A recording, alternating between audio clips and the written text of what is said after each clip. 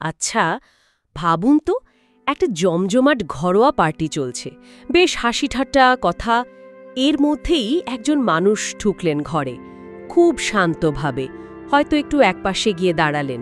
কিন্তু কি অদ্ভুত ব্যাপার, ঘরের অনেকের চোখ যেন না চাইতেও সেদিকে চলে গেল, কোনো কথা না বলেও। কিভাবে যেন সবার মনোযোগ টেনে নিলেন। কি থাকে এর পেছনে? এই যে একটা অদৃশ্য টান, এর রহস্যটা কি? এই দৃশ্যটা কিন্তু দারুণ একটা প্রশ্ন তুলে দেয়, তাই না? কেন কিছু মানুষ অন্যদের চেয়ে বেশি আকর্ষণীয় মনে হয়? এমনকি বাইরে থেকে দেখতে হয়তো খুব সাধারণ। এটাই আসলে আমাদের আজকের আলোচনার একেবারে কেন্দ্রে। ঠিক তাই। আজ আমরা রবার্ট গ্রিনের বেশ বিখ্যাত, আবার কিছুটা বিতর্কিতও বলা চলে, সেই বই দি আর্ট অফ সিডাকশন, আকর্ষণীয়তার শিল্প, এরই কিছু মূল ভাবনা নিয়ে কথা বলবো। আমাদের কাছে একটা বেশ ভালো বিশ্লেষণ আছে, আকর্ষণীয়তার শিল্প, রবার্ট গ্রিনের শিক্ষা নামে। এটা আমাদের একটু গাইড করবে। তবে শুরুতে একটা জিনিস পরিষ্কার করা দরকার, তাই না? গ্রিনের এই সিডাকশন বা আকর্ষণ, এটা কিন্তু শুধু প্রেম বা ওই জাতীয় সম্পর্কের মধ্যে আটকে নেই। একেবারেই না। গ্রিন ব্যাপারটাকে অনেক বড় ক্যানভাসে দেখেছেন। তার মতে এটা আসলে মানুষের মন জয় করার একটা শিল্প। তাদের মধ্যে আগ্রহ তৈরি করা, কৌতূহল জাগানো, বলতে পারেন এটা এক ধরনের মানসিক বোঝাপড়া, একটা সংযোগ তৈরির কৌশল। শরীরের আকর্ষণের চেয়েও এখানে মনের খেলাটা অনেক বেশি। আমাদের আজকের এই আলোচনার লক্ষ্য অনেকটা সেরকমই। গ্রিনের এই থিওরিগুলো একটু খুঁটিয়ে দেখা, কিভাবে অন্যের মনে আগ্রহ জাগানো যায়, তাদের মনোযোগ কিভাবে পাওয়া যায়, আর সবচেয়ে জরুরি হলো এই আইডিয়াগুলো আমাদের রুটিন জীবনে, ধরুন কাজে কর্মে বা ব্যক্তিগত সম্পর্কে কতটা প্রাসঙ্গিক হতে পারে। চলুন তাহলে একটু গভীরে যাই। প্রথম যে পয়েন্টটা আসছে সেটা হলো, আকর্ষণ আসলে একটা মনস্তাত্ত্বিক খেলা। একদম। ব্যাপারটা অনেকটা দাবার বোর্ডের মতো, যেখানে প্রত্যেকটা চালের পেছনে একটা ভাবনা থাকে, একটা সাইকোলজি কাজ করে। গ্রিন মনে করেন মানুষ তো যুক্তির চেয়ে আবেগ দিয়ে বেশি চলে, আর এই আকর্ষণের শিল্পটা হলো সেই আবেগগুলোকে বুঝতে পারা, সেগুলোর সাথে একটা কানেকশন তৈরি করতে পারা। আমাদের সোর্সে একটা উদাহরণ আছে যেটা বিষয়টা খুব পরিষ্কার করে দেয়। ও, ওই দুটো দোকানের গল্পটা, তাই না? হ্যাঁ হ্যাঁ, ওটা বেশ মনে রাখার মতো। ঠিক। ধরুন আপনি কিছু একটা কিনতে গেছেন। প্রথম দোকানে বিক্রেতা জিনিসটা দেখালেন, সেটার দাম বললেন, গুণাগুণ বললেন, বেশ যান্ত্রিকভাবে আর কি। এবার দ্বিতীয় দোকানে গেলেন। সেখানকার বিক্রেতা আগে আপনার সাথে একটু হাসি মুখে কথা বললেন, আপনার ঠিক কি দরকার সেটা একটু মন দিয়ে শুনলেন। তারপর জিনিসটা দেখানোর সময় হয়তো বললেন, এটা কিন্তু আপনার ব্যক্তিত্বের সাথে দারুণ মানাবে। হয়তো ওই জিনিসটা নিয়ে ছোট্ট একটা গল্প বা মজার তথ্যও বললেন। স্বাভাবিকভাবেই কিন্তু দ্বিতীয় দোকানদারের প্রতি মনটা একটু নরম হবে।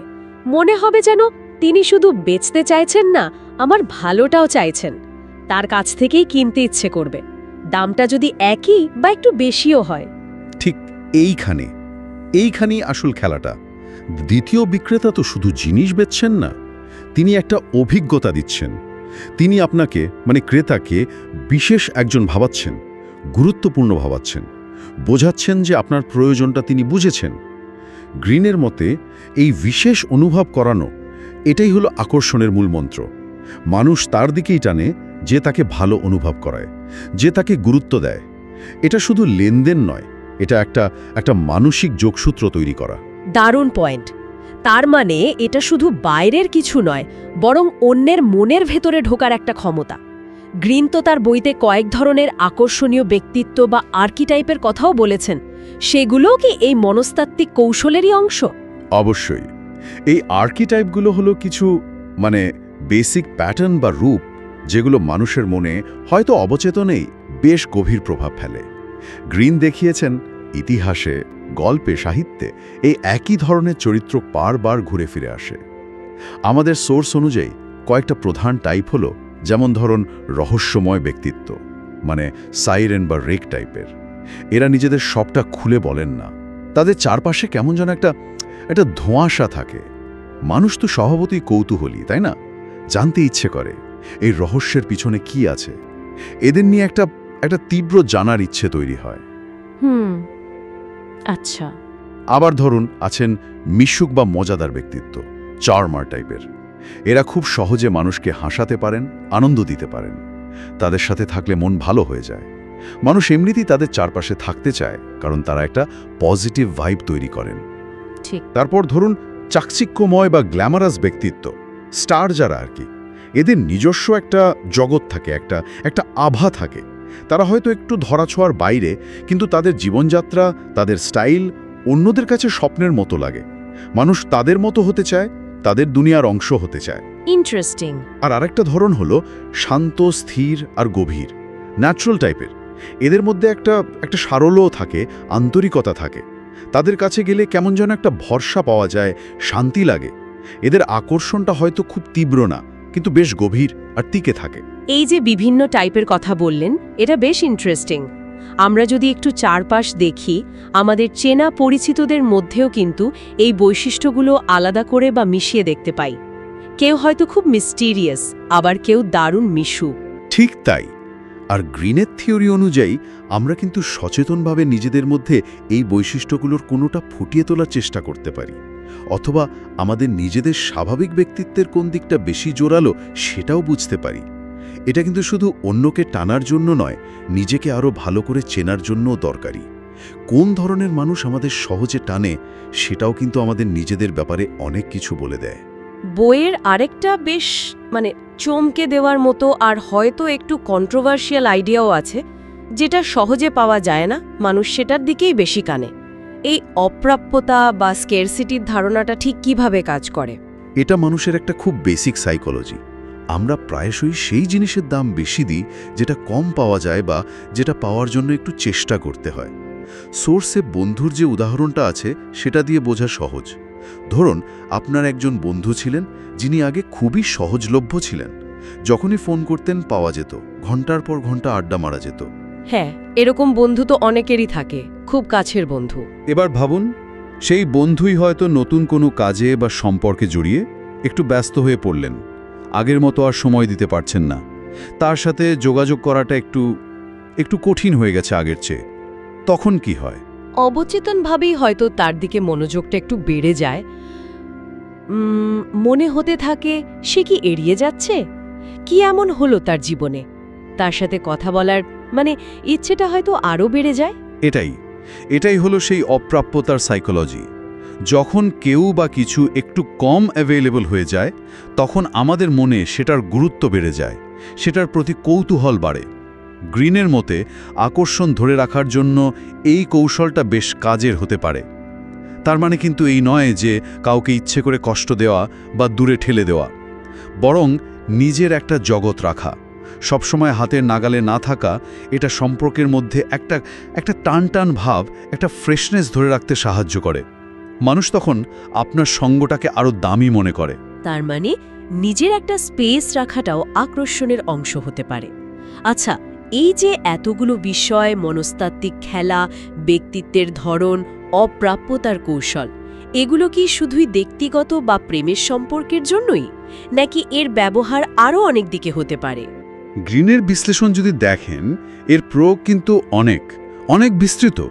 জীবনের প্রায় প্রত্যেকটা ক্ষেত্রে যেখানে মানুষের সাথে মানুষের যোগাযোগ আছে, সেখানে এই নীতিগুলো কম বেশি কাজে লাগে। যেমন ধরুন চাকরির ইন্টারভিউর কথা, সেখানে তো অনেক ক্যান্ডিডেট থাকেন, সবাই যোগ্য, শুধু নিজের সিভি বা অভিজ্ঞতা বলাটাই তো যথেষ্ট না। সেখানে নিজেকে একটু অন্যভাবে তুলে ধরতে হয়, তাই না? এমনভাবে কথা বলতে হয় বা আচরণ করতে হয় যাতে ইন্টারভিউয়ারদের মনে হয় এর মধ্যে স্পেশাল কিছু আছে, শুধু কাগজের যোগ্যতার বাইরেও একটা আগ্রহ তৈরি করতে হয়। ঠিক। ব্যবসার জগতেও দেখুন, সাকসেসফুল ব্র্যান্ডগুলো তো শুধু প্রোডাক্ট বেচে না, তারা একটা গল্প শোনায়, একটা অনুভূতি তৈরি করে। তারা ক্রেতাদের মনে একটা ইচ্ছে তৈরি করে, যাতে মানুষ শুধু দরকারের জন্য না, ব্র্যান্ডটার সাথে নিজেকে মেলাতে পারে, সেই জন্যেও কেনে। অ্যাপলের কথাই ভাবুন না, ওরা তো শুধু ফোন বা কম্পিউটার বেচে না, ওরা একটা স্ট্যাটাস, একটা লাইফস্টাইল কনসেপ্ট বিক্রি করে। এমনকি ধরুন টিম লিডারশিপ বা এমনি সাধারণ মেলামেশার ক্ষেত্রেও তো এটা কাজে আসতে পারে। একজন লিডার যদি শুধু অর্ডার না দিয়ে টিমের সবার কথা একটু মন দিয়ে শোনেন, তাদের ভালো কাজে তারিফ করেন, তাদের ইম্পর্ট্যান্ট ফিল করান, তাহলে তো টিমের লোকগুলো স্বাভাবিকভাবেই তার প্রতি বেশি অনুগত হবে, ইন্সপায়ার্ড হবে। নিঃসন্দেহে যে কোনো সম্পর্কেই, বন্ধুত্ব বলুন, পরিবার বলুন, একঘেয়েমি একটা বড় সমস্যা। এই ছোট ছোট সাইকোলজিক্যাল বোঝাপড়াগুলো সম্পর্কগুলোকে তাজা রাখতে সাহায্য করে। ছোট সারপ্রাইজ, একটু রহস্য, অন্যের প্রতি মনোযোগ, এগুলো সম্পর্ককে সময়ের সাথে আরও মজবুত করতে পারে। কিন্তু এখানে একটা প্রশ্ন মনে আসাটা খুব স্বাভাবিক। এই যে কৌশলগুলোর কথা হচ্ছে, বিশেষ ব্যক্তিত্ব ফুটিয়ে তোলা, একটু দূরত্ব তৈরি করা, এগুলো কি এক ধরনের কৃত্রিমতা নয় বা ম্যানিপুলেশন, অন্যকে কন্ট্রোল করার চেষ্টা নয়? এটা একটা খুব জরুরি প্রশ্ন, আর গ্রিনের কাজ নিয়ে এই সমালোচনাটা কিন্তু প্রায়ই ওঠে। আমাদের সোর্স যেমনটা বলছে, গ্রিনের নিজের যুক্তি হলো এটা ঠিক চিটিং বা ম্যানিপুলেশন নয়, যদি উদ্দেশ্যটা ভালো থাকে। তার মতে মানুষের কিছু বেসিক মানসিক চাহিদা থাকে, যেমন গুরুত্ব পাওয়ার ইচ্ছে, বিশেষ অনুভব করার ইচ্ছে, মনোযোগ পাওয়ার চাহিদা। যে মানুষ অন্যের এই গভীর চাহিদাগুলো বুঝতে পারে এবং আন্তরিকভাবে সেগুলো পূরণ করার চেষ্টা করে, সে আসলে এক ধরনের এমপ্যাথি বা সহানুভূতি দেখাচ্ছে। তার ফোকাসটা হলো অন্যের প্রয়োজন বোঝা এবং সেটার প্রতি রেসপন্ড করা, নিজের সুবিধার জন্য কাউকে ব্যবহার করা নয়। গ্রিনের দর্শন অনুযায়ী ব্যাপারটা সেই রকমই। যখন আপনি কাউকে তার স্বপ্নের কথা বলার সুযোগ দিচ্ছেন, যখন আপনি তার ভালো গুণের প্রশংসা করছেন, যখন আপনি তাকে হাসাচ্ছেন বা তার মন ভালো করে দিচ্ছেন, তখন আপনি আসলে তার জীবনে কিছু পজিটিভ যোগ করছেন। হ্যাঁ, এটা ঠিক যে এই কৌশলগুলোর ভুল ব্যবহার অবশ্যই হতে পারে, যে কোনো শক্তিশালী টুলের মতোই, কিন্তু আসল আইডিয়াটা হলো কানেকশন তৈরি করা, বোঝাপড়ার মাধ্যমে সম্পর্ককে আরও ভালো করা। এটা নিয়ন্ত্রণের চেয়ে বেশি হলো প্রভাব তৈরি করার বিষয়। এই ধারণাগুলোকে আরও পরিষ্কার করার জন্য গ্রিন তো প্রচুর ঐতিহাসিক চরিত্র আর ঘটনার উদাহরণ টেনেছেন তার বইয়ে। সোর্সও সেদিকে ইঙ্গিত করেছে। হ্যাঁ, এটাই গ্রিনে লেখার একটা খুব আকর্ষণীয় দিক। তিনি থিওরিগুলোকে ইতিহাসের গল্পে বসিয়ে দিয়েছেন, যা সেগুলোকে আরও জীবন্ত করে তোলে। যেমন ধরুন ক্লিওপাইট্রার কথা। হ্যাঁ, তার সৌন্দর্য আর জুলিয়াস সিজার বা মার্ক অ্যান্টনির সাথে তার সম্পর্কের কথা তো সবাই জানে। কিন্তু গ্রিন দেখিয়েছেন ক্লিওপ্যাট্রার আসল ক্ষমতা শুধু তার রূপে ছিল না। তিনি ছিলেন অসম্ভব বুদ্ধিমতী, অনেকগুলো ভাষা জানতেন, আর ছিলেন একজন দারুণ স্ট্র্যাটেজিস্ট। তিনি জানতেন কখন কিভাবে কথা বলতে হয়, কখন একটু নাটকীয় হতে হয়, কখন নিজেকে একটু মিস্টিরিয়াস করে তুলতে হয়। তিনি রোমান জেনারেলদের শুধু রূপ দিয়ে নয়, তার ইন্টেলেকচুয়াল সঙ্গ আর ব্যক্তিত্বের জোর দিয়ে মুগ্ধ করেছিলেন। তিনি নিজেকে মিশরের দেবী আইসিসের অবতার হিসেবে দেখাতেন। এটা কিন্তু স্টার আর্কিটাইপের একটা অসাধারণ উদাহরণ। আর ক্যাসানোভা, তার নামটাও তো আকর্ষণের সাথে প্রায় জুড়ে গেছে। ক্যাসানোভাকে আমরা প্রায়শই শুধু একজন প্লেবয় হিসেবে দেখি, কিন্তু গ্রিন তাকে দেখিয়েছেন একজন অসাধারণ গল্পকার, একজন ইন্টেলিজেন্ট সোপশেক আর খুবই মনোযোগী শ্রোতা হিসেবে। তিনি যে নারীর প্রতি আকৃষ্ট হতেন, তার জগৎটাকেই নিজের ফোকাস বানিয়ে ফেলতেন।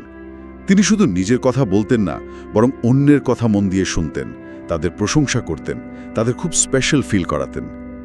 তিনি জানতেন কিভাবে মানুষের কল্পনাকে উস্কে দিতে হয়, কিভাবে তাদের রোজকার একঘেয়েমি থেকে বের করে এনে একটা অন্যরকম জগতে নিয়ে যেতে হয়। এটা হলো চার্মার আর্কিটাইপের একটা ক্লাসিক উদাহরণ। এই উদাহরণগুলো থেকে এটা স্পষ্ট যে আকর্ষণ তৈরি করাটা আসলে অনেকগুলো দিকের সমন্বয়।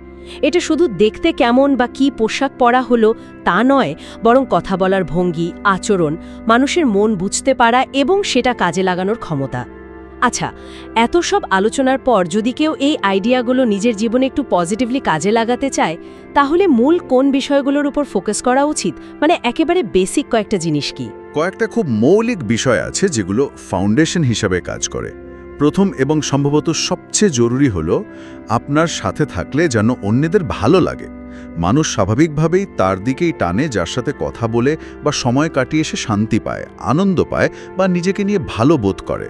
এটা হতে পারে আপনার হাসি খুশি থাকা, মন দিয়ে অন্যের কথা শোনা বা আন্তরিকভাবে প্রশংসা করার মাধ্যমে।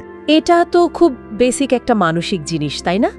দ্বিতীয়ত, সোর্সে যে গাছ টেনে বড় করার চেষ্টার উপমাটা ছিল সেটা মনে পড়ছে, তাড়াহুড়ো না করা।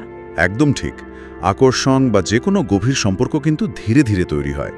অতিরিক্ত চাপ দিলে বা খুব বেশি চেষ্টা করলে সেটা অনেক সময় উল্টো কাজ করে। ধৈর্য ধরতে হবে, ছোট ছোট ইঙ্গিত, ছোট ছোট পদক্ষেপ দিয়ে আগ্রহ তৈরি করতে হবে। মানুষের মনে জায়গা পেতে সময় লাগে, সেই সময়টা দিতে হবে। অনেকটা বাগানের যত্ন নেওয়ার মতো। বীজ লাগালেই তো ফল হয় না, আস্তে আস্তে পরিচর্যা করতে হয়। আর তৃতীয় কোনো জরুরি বিষয়? অবশ্যই আত্মবিশ্বাস। এটা হলো সবকিছুর মানে ভিত। গ্রিনের মতে আসল আকর্ষণটা ভেতর থেকে আসে। আপনি যদি নিজেই নিজের যোগ্যতা বা আকর্ষণ নিয়ে কনফিউজড থাকেন, তাহলে অন্যের মনে সেই বিশ্বাসটা তৈরি করা খুব মুশকিল। আত্মবিশ্বাস মানে কিন্তু অহংকার নয়, বরং নিজের ক্ষমতা আর দুর্বলতাগুলো জানা এবং নিজেকে সেইভাবে গ্রহণ করা। যখন একজন মানুষ কনফিডেন্ট থাকে, তখন তার আচরণে, তার বডি ল্যাঙ্গুয়েজে একটা স্বাভাবিক আকর্ষণ চলে আসে। তার মানে অন্যকে টানার আগে নিজের উপর কাজ করা, নিজেকে ভালোবাসাটাও খুব জরুরি। এটা শুধু বাইরের কৌশল না, ভেতরের একটা জার্নিও বটে। নিঃসন্দেহে নিজের সম্পর্কে পজিটিভ ধারণা রাখা, নিজের ভালো লাগা বা হবিগুলোর যত্ন নেওয়া, নিজেকে সবসময় একটু একটু করে ভালো করার চেষ্টা করা, এগুলো সবই কিন্তু কনফিডেন্স বাড়াতে হেল্প করে।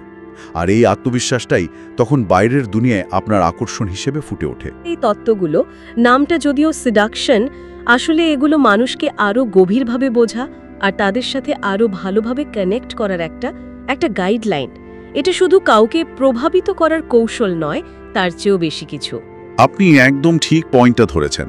দিনের শেষে এটা মানুষের অনুভূতি, তাদের ইচ্ছে, তাদের ভয়, এই সব কিছুকে সম্মান জানানো আর বোঝার একটা চেষ্টা। যখন আমরা অন্যদের মনস্তত্ত্বকে আরেকটু ভালো করে বুঝতে পারি, তখন তাদের সাথে আমাদের সম্পর্কগুলো আরও গভীর হয়, আরও মিনিংফুল হয়। সেটা ব্যক্তিগত জীবনেই হোক, কাজের জায়গায় হোক বা সমাজের বড় ক্ষেত্রে হোক।